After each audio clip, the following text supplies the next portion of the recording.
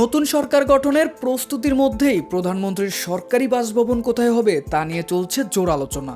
সব দিক বিবেচনায় রাজধানীর রাষ্ট্রীয় অতিথি ভবন যমুনাকেই অগ্রাধিকার দেওয়া হচ্ছে।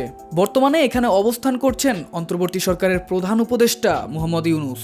তিনি দায়িত্ব ছাড়লে দ্রুত নতুন প্রধানমন্ত্রীর জন্য ভবনটি প্রস্তুত করা হবে।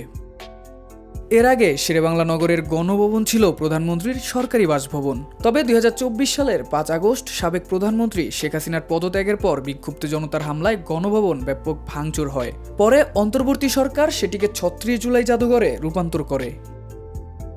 সরকারি কর্মকর্তারা বলছেন, নিরাপত্তা, যাতায়াত সুবিধা ও রাষ্ট্রীয় কার্যক্রম পরিচালনার দিক বিবেচনায় যমুনা তুলনামূলক উপযোগী। এ বিষয়ে সুপারিশ করেছে গণপূর্ত মন্ত্রণালয়ের একটি উচ্চ পর্যায়ের কমিটি।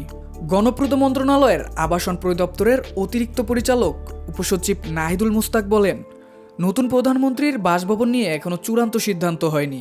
প্রধানমন্ত্রী ও মন্ত্রিপরিষদ সচিবের নির্দেশনা অনুযায়ী প্রস্তুতি নেওয়া হবে। তবে যমুনা প্রস্তুত রাখতে বলা হয়েছে এবং সে অনুযায়ী ব্যবস্থা নেওয়া হয়েছে। এদিকে ত্রয়োদশ জাতীয় সংসদ নির্বাচনে জয় পাওয়ার পর বাংলাদেশ জাতীয়তাবাদী দল সরকার গঠনের পথে। দলীয় সূত্রে জানা গেছে, চেয়ারম্যান তারেক রহমানই প্রধানমন্ত্রী হতে পারেন। আগামী 18 ফেব্রুয়ারির মধ্যে সংসদ সদস্যদের শপথের পর নতুন সরকার গঠনের আনুষ্ঠানিকতা সম্পূর্ণ হতে পারে। পাশাপাশি মন্ত্রী ও ভিআইপিদের জন্য সরকারি বাসা প্রস্তুতের কাজও সম্পূর্ণ হবে।